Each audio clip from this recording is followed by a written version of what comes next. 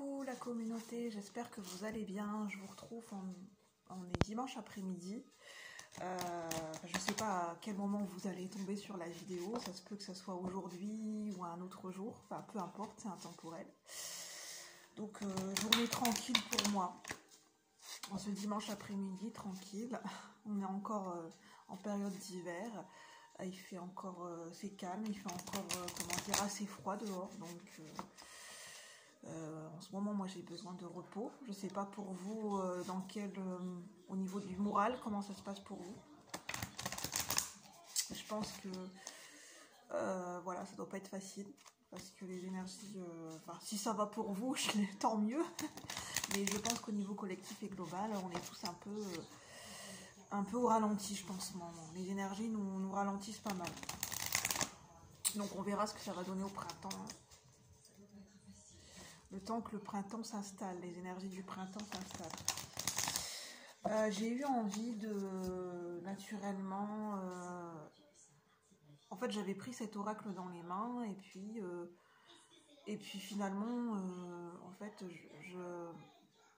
j'étais en train de me faire la réflexion que c'est toujours avec cet oracle que j'ai des messages profonds. L'oracle des fées, c'est de Lucy Cavendish, c'est toujours, mais vraiment toujours avec cet oracle que j'ai des messages très très profonds. Et en fait, je me suis rendu compte que les messages que je peux recevoir médiumniques, purement médiumniques, c'est grâce à cet oracle que j'ai pu les recevoir. Je me souviens qu'une fois, j'ai pu me connecter à un message totalement purement médiumnique grâce à cet oracle. Et pas trop avec les autres, en fait. Donc, j'ai envie de faire des messages purement médiumniques, reliés. Donc, ça sera de la pure médiumnité.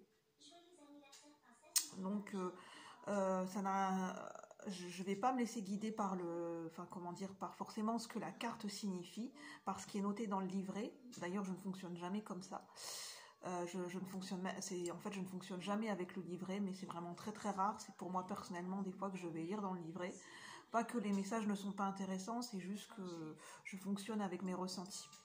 Mais le livret est très bien fait, de Lucy Cavendish. Et puis on va se laisser guider des messages purement médiumniques et on va voir ce qui va en ressortir. Donc moi c'est Julie, je suis canal médiumnique, oui voilà, canal médium, et ma médiumnité est plus développée au niveau de la clairsentience. Et je suis voilà, guérisseuse dans l'âme. Je ne parle pas très fort, n'hésitez pas à mettre le son beaucoup plus fort et à écouter avec des écouteurs, parce que comme je suis un petit peu fatiguée, je risque de ne pas parler très fort. N'hésitez pas à vous installer et puis voilà, on va y aller. Alors. Bienvenue à tous et à toutes et merci de votre présence et puis voilà, merci. Merci de vous connecter d'énergie à énergie. J'avais déjà battu, mélangé les cartes juste avant. Alors, je vais me laisser guider par les cartes.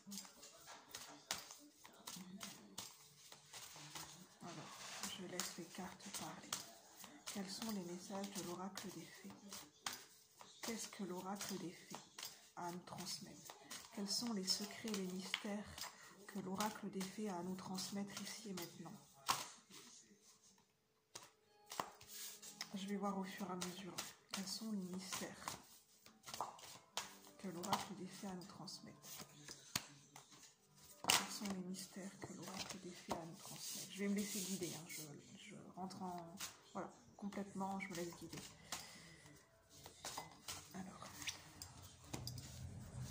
quels sont les messages, les mystères, les secrets que l'oracle des fées a à nous transmettre ici et maintenant?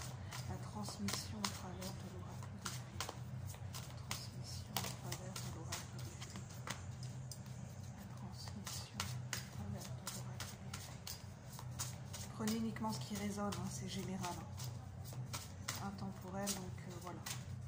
Faites votre tri personnellement, à votre façon, par rapport à ce que je vais dire.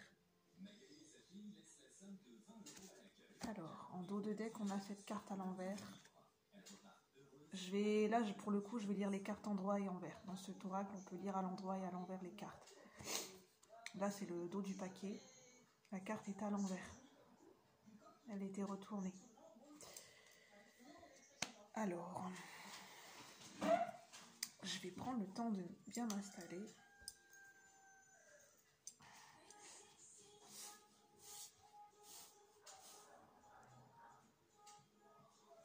La première chose qui me vient de façon comme ça, intuitive, c'est la disposition des cartes. J'ai tiré des cartes, les cartes sont tombées naturellement à l'endroit et à l'envers. Certaines cartes sont à l'endroit et certaines cartes sont à l'envers. Et elles sont tombées naturellement comme ça. C'est pas moi qui... Voilà, c'est pas, je n'ai pas contrôlé, je n'ai pas choisi les cartes et je n'ai pas choisi leur disposition et comment elles sont venues. Donc ça me dit qu'il n'y a pas de... Il y a une histoire qu'il n'y a pas de sens. Il n'y a pas de sens, il n'y a pas forcément de direction, d'orientation précise. Il n'y a pas de gauche ou de droite, d'endroit, d'envers. Il n'existe pas une seule manière spécifique et définie dans un sens ou dans une direction pour lire les choses, lire les événements. Pour lire les choses et les événements, il n'existe pas qu'un seul sens. Il y a en fait... Concrètement et réellement, il n'y a pas forcément de sens, dans le sens de où l'on démarre et par rapport à quel point on démarre et dans quelle direction on s'en va. Par exemple, comme les aiguilles d'une horloge, ça se lit de cette façon, pour lire l'heure et les aiguilles d'une horloge. Mais on me dit qu'il n'y a pas forcément de sens.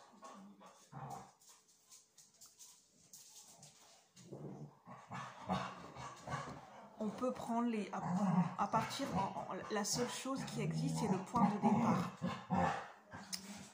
Pardon, 2 secondes. Mélina, s'il te plaît. Mélina. Oui, c'est moi, stop. Il n'y a pas... la seule chose qui est définie, là on me dit à cet instant, c'est un point de départ. À partir de ce point de départ, du point où on se situe, on peut aller dans la direction qu'on veut en fait. Soit on peut aller vers la gauche, soit vers la droite.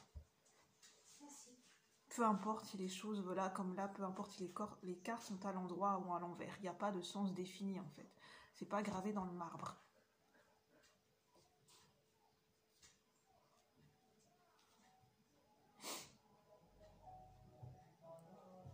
Je parlais de mystère et secret, c'est la question qui m'est venue quand j'ai battu les cartes et c'est pas anodin parce que j'avais pas de question précise en battant les cartes, mais la formulation précise qui m'est venue, c'est quels sont les mystères et les secrets que l'oracle des fées peut nous transmettre à cet instant. Et là on parle de la voie secrète. Donc on nous parle de mystères, de secrets, de voies secrètes et de choses qui sont cachées, dissimulées, de connaissances et de savoirs qui sont à connaître, à divulguer, des choses qui ne sont pas forcément divulguées. Ça veut dire que ces choses-là ne sont... Ça veut dire que ces savoirs ou ces choses qui sont secrètes, ça veut dire que... c'est pas que ça veut... Comment dire? Ça ne veut pas dire qu'elles n'existent pas, simplement elles ne sont pas encore révélées ou elles n'ont pas encore été découvertes et elles sont encore secrètes.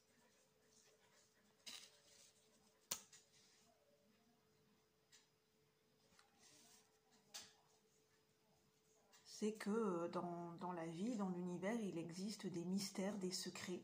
Ça ne veut pas dire que certaines choses ou certaines énergies n'existent pas, ne sont pas réelles, simplement elles ne sont pas forcément dévoilées, encore dévoilées, ou elles ne sont pas elles sont cachées, elles sont secrètes. Mais ça ne veut pas dire qu'elles n'existent pas pour autant.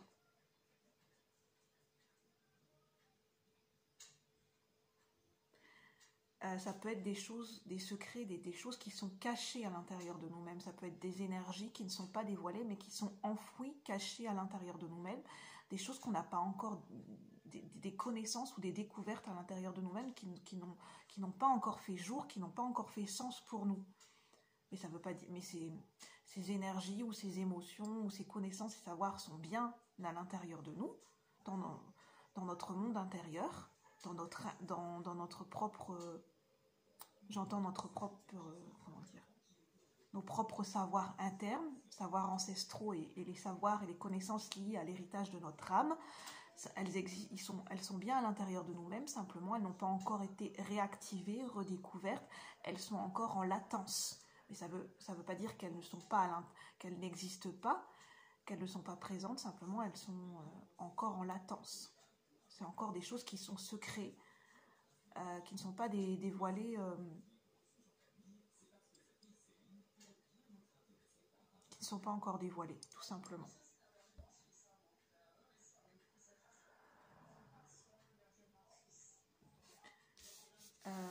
En fait, on me dit avec cette carte poussière d'étoiles, peu importe les croyances, mais on fait tous partie du cosmos. On est tout, en tant qu'être humain et en tant qu'être humain divin, selon vos croyances, on fait tous partie, on est tous des graines d'étoiles. Bien sûr, il existe, enfin comment dire, on parle beaucoup des starseeds et des graines d'étoiles, mais en fait, on est tous une graine d'étoile. On fait tous partie des étoiles, on fait tous partie du cosmos, on est une énergie intégrante qui fait partie du cosmos et de l'univers. Et on est aussi qui à un moment donné s'est matérialisé dans la matière, dans une incarnation terrestre, dans un corps de chair, dans notre corps d'être humain. Mais on est tous une poussière d'étoiles qui à un moment donné se baladait dans l'univers et qui est venue s'incarner sur Terre. Donc en gros, on ne fait qu'un avec la vie, on ne fait qu'un avec l'univers, on ne fait qu'un avec la matière, on ne fait qu'un avec le cosmos. Même si on est dans une énergie ancrée et incarnée dans ce corps d'être humain, dans une énergie qui est individuelle, ça veut dire que notre énergie est délimitée dans notre corps, au niveau physique et matériel, au niveau de notre incarnation terrestre et de notre corps physique, mais à l'intérieur de nous, notre énergie est illimitée et notre énergie est fluide, n'a pas de forme propre et elle est tout le temps... notre énergie, elle n'a pas de forme propre et elle est tout le temps en mouvement et elle est tout le temps reliée avec le cosmos.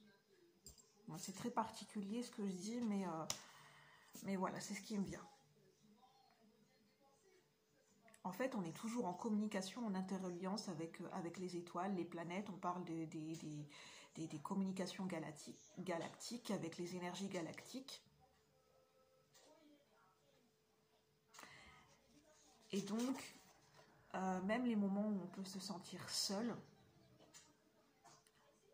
juste en regardant les étoiles, on peut ressentir, on peut se souvenir et ressentir qu'on n'est pas seul parce qu'on fait partie de cet univers, on fait partie de la vie. On a notre place sur Terre, on fait partie intégrante de cette vie. On est tout le temps en interreliance avec la vie, avec les énergies, avec les planètes, avec tout ce qui nous entoure. On est tout le temps connecté et on peut tout le temps s'y rattacher. Donc en fait, on n'est pas seul. On nous fait...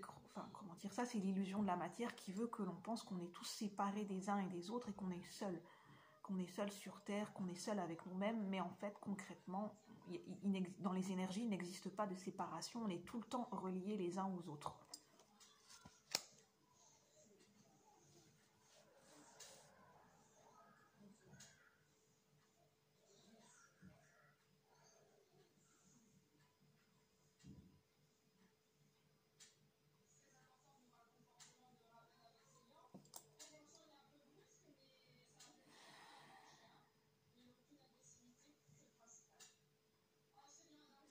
Et on a tous, avec la belle et la bête, on a tous une partie en nous qui est visible, une partie qui est rayonnante, qu'on a envie de montrer. Il y a certains aspects de nous-mêmes qu'on a envie de montrer, qui sont attrayants,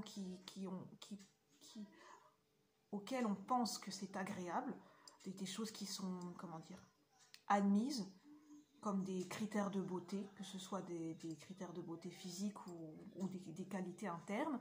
Et la bête, ce sont des énergies qui sont cachées en nous, des choses qu'on n'a pas forcément envie de montrer, ou des choses inconsciemment qu'on a refoulées, ou des choses que, de manière naturelle, on ne va pas mettre en avant, on ne va pas mettre en plein jour. C'est des choses qui font partie de nous, mais on ne va pas forcément les mettre en avant. Il y a ces deux aspects-là.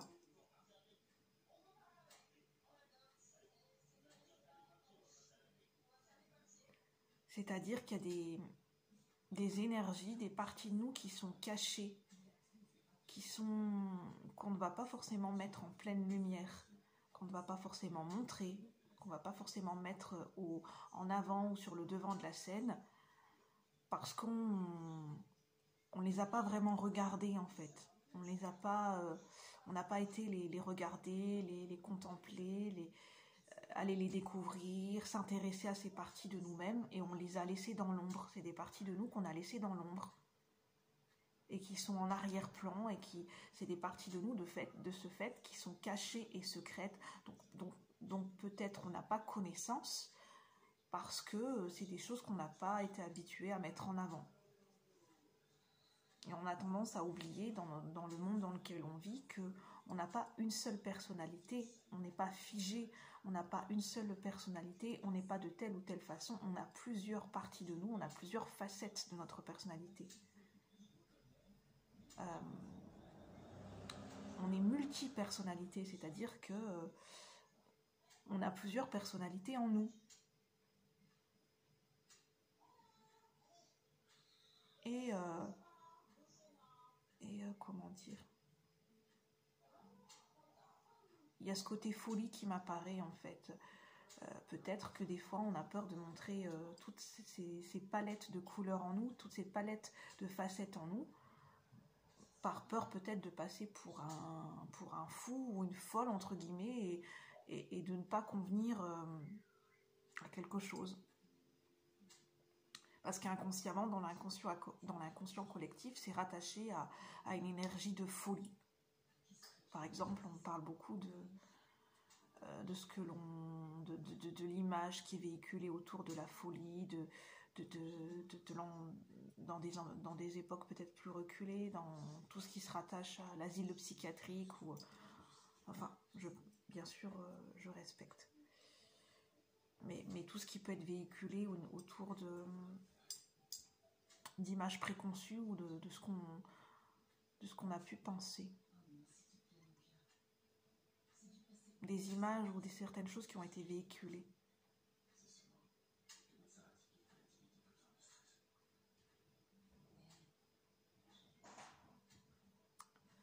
Bon, je ressens que les messages sont pas très fluides, donc je mets sur pause 2 minutes. Pardon, je reviens. Voilà, merci d'avoir patienté, je vous reprends. Parce qu'il y avait du passage, et pour éviter qu'il y ait trop de bruit extérieur, parce que moi ça me déconcentre aussi en fait. Faut savoir que moi, étant hypersensible, le bruit me déconcentre, et après ça risque de me perturber et j'ai du mal à reprendre le fil. Donc en fait, ce qui m'est venu, c'est que j'ai dû faire une longue pause. Enfin, une longue pause, c'est plus ou moins relatif, mais le temps me paraissait long, comme figé. Et en fait, j'étais vraiment dans cet espace-temps où il y a une attente, où on est dans un espace où on attend, où il y a cette attente, où le temps nous paraît interminable, où c'est figé, et tout naturellement, où le corps s'arrête, et peut-être même les pensées, et là, on est figé. Et en fait, j'ai été attirée parce que j'ai écrit un petit mot sur ma bougie, j'ai été attirée parce que j'ai écrit « La patience est le maître mot ». Donc je pense que ça fait, enfin vous ne le verrez pas à la caméra, mais ça fait le lien avec ce que j'étais en train de vous dire de la guidance. Et je sens que les messages sont très particuliers, ce n'est pas très fluide. Et ce que je ressens, c'est que ça indique le fait que les messages ne sont pas très fluides, et que les messages ont du mal à venir.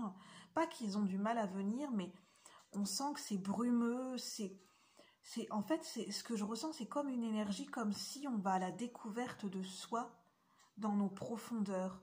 Un petit peu comme le film L'Aventure intérieure, quelqu'un qui est rapetissé et qui est dans le corps humain, qui est à l'intérieur du corps humain de quelqu'un, et qui visite tout le corps à l'intérieur de quelqu'un, et c'est comme si c'est brumeux, où on est à l'intérieur du cerveau ou du cervelet, peu importe, et c'est un labyrinthe, et à l'intérieur c'est caverneux, c'est des souterrains, c'est tout noir, et c'est un petit peu cette énergie en fait de quelque chose de brumeux, ou peut-être on a le cerveau qui est embrumé, ou on a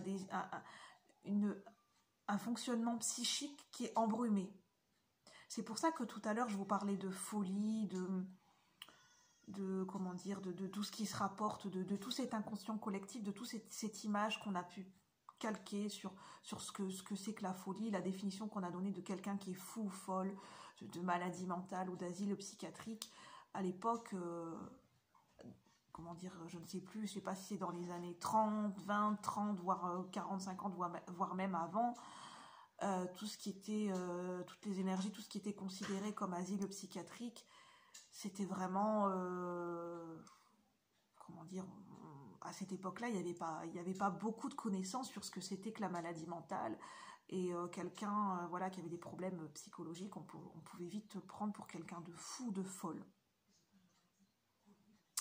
Parce que il y avait des choses qui n'étaient pas connues. Alors qu'aujourd'hui, on sait très bien qu'on peut avoir que les traumatismes, que certains événements de vie, ça peut faire, enfin voilà, ça peut faire en sorte que ça peut avoir un lien avec notre fonctionnement psychologique. Mais à l'époque, on ne le savait pas, c'était pas connu. C'est pour ça qu'on me parle de secret, de mystère.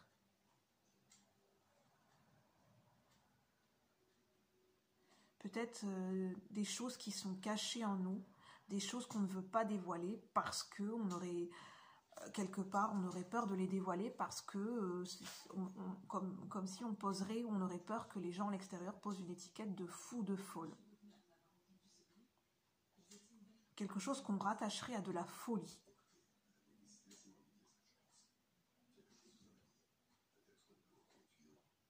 Quelque chose qui peut être difficilement admissible et quelque chose que nous-mêmes déjà on a du mal à admettre et qu'on aurait...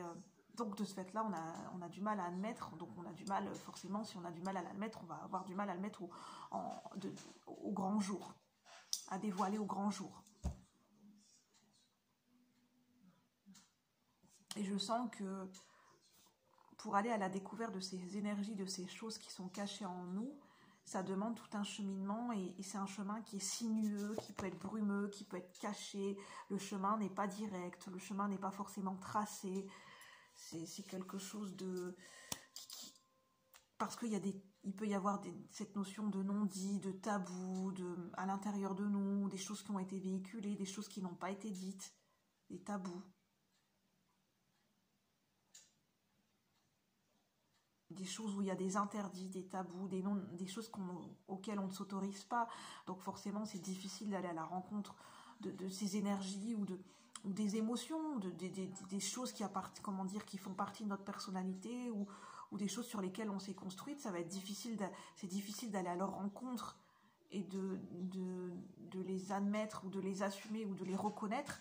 Parce qu'il y a toute cette notion de non-dit, de tabou, de non-autorisation à, on ne s'autorise pas à, il y a des interdits, il y a des barrières, et forcément, c'est difficile d'accès comme une voie sans issue, ou comme un chemin boueux, c'est difficile d'accès, le chemin n'est pas forcément tracé. Parce que ça fait remonter beaucoup de choses en fait.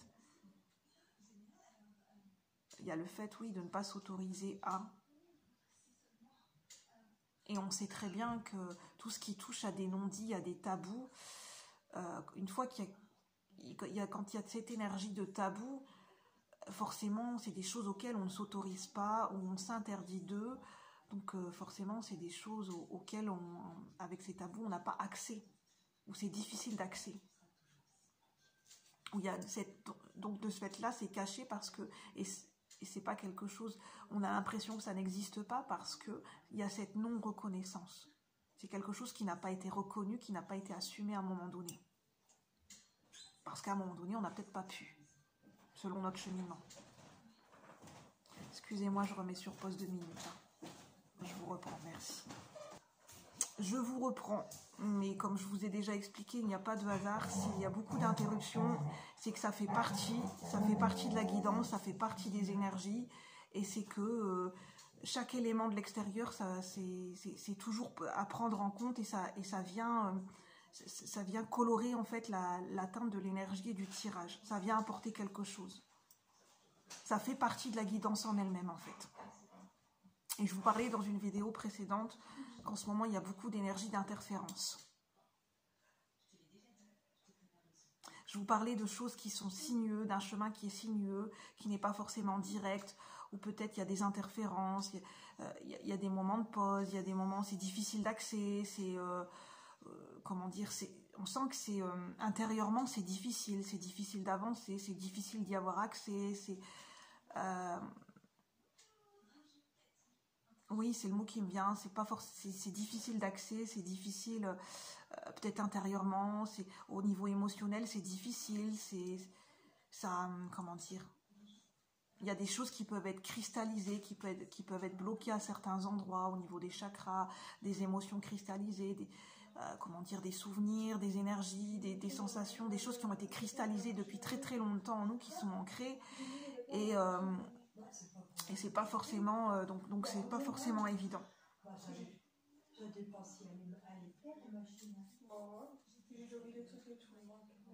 Et c'est pour ça qu'on parle de patience.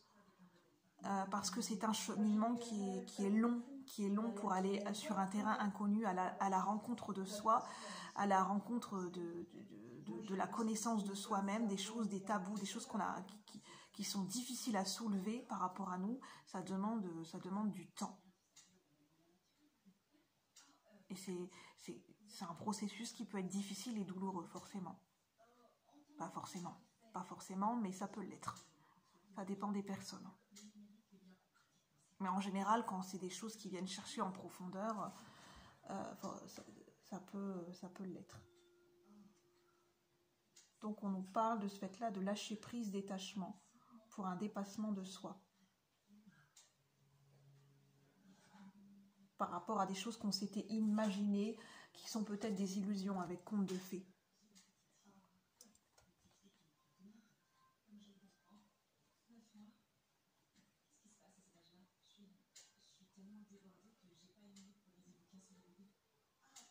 Comme cette jeune femme qui marche sur l'eau, et en fait, elle est sur l'eau, et certainement qu'elle arrive à marcher sur l'eau parce qu'il y a des pierres qui sont sous l'eau, donc elle peut s'appuyer sur des pierres qui sont sous l'eau en profondeur, et ça nous parle de choses qui ne sont pas visibles à la surface. Des fois, quand on regarde la mer ou une rivière, à la surface, on ne voit rien. Ça peut nous paraître, comment dire, lisse, alors qu'en fait, dans les profondeurs, il y a des choses. Il peut y avoir des pierres, des cailloux, il y a peut-être des poissons qu'on ne voit pas à la surface. Il peut y avoir de la vase. Il peut y avoir beaucoup de choses qu'on ne voit pas. Mais pour le voir, il faut aller, comment dire, c'est l'image il faut aller plonger comme les plongeurs qui plongent, qui ont accès au fond marin, où ils voient toute la vie marine en dessous de la surface. Mais c'est parce qu'ils vont plonger en dessous de la mer. Mais si on reste en surface, on ne voit rien. Ou à la limite, on voit très peu de choses. Donc ça nous parle d'aller en profondeur, même à l'intérieur de nous-mêmes. Dans cette introspection, dans ce cheminement intérieur, ça demande d'aller en profondeur par rapport à nous-mêmes, par rapport à des choses à découvrir vis-à-vis de nous-mêmes. Pour lever des tabous ou faire le point par rapport à des illusions ou des désillusions. Et forcément, ça peut amener son lot de désillusions et de déceptions, et c'est pour ça que ça peut être douloureux et pas facile.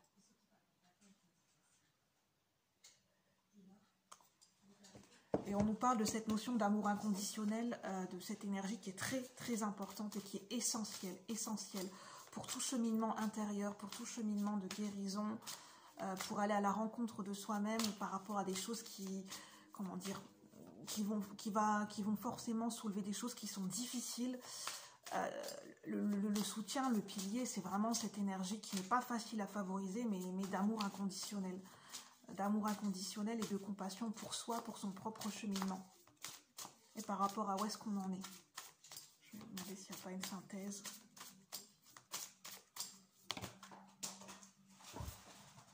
Alors, oui, on a l'énergie rose, c'est l'énergie de l'amour, c'est l'énergie du pardon. L'énergie du pardon et de la compassion en profondeur. Parce que c'est vrai que, l'énergie de l'amour, c'est quelque chose qui est, à l'heure d'aujourd'hui, même pour moi, c'est quelque chose qui peut être, vu comme quelque chose de bateau, de gnangnan, même dans les films, parce qu'on parle beaucoup d'amour, et au final, c'est devenu quelque chose où les gens disent, oui, l'amour. Enfin, c'est devenu presque une énergie auquel les gens ne croient plus. parce que, comment dire, parce que il y a beaucoup, dans le monde dans lequel on vit, il y a beaucoup de désillusions. Ça peut être des gens qui se sont pris plein de portes, qui se sont pris plein de portes au nez, qui se sont pris des râteaux, plein de déceptions en amour, dans les relations, et qui finalement,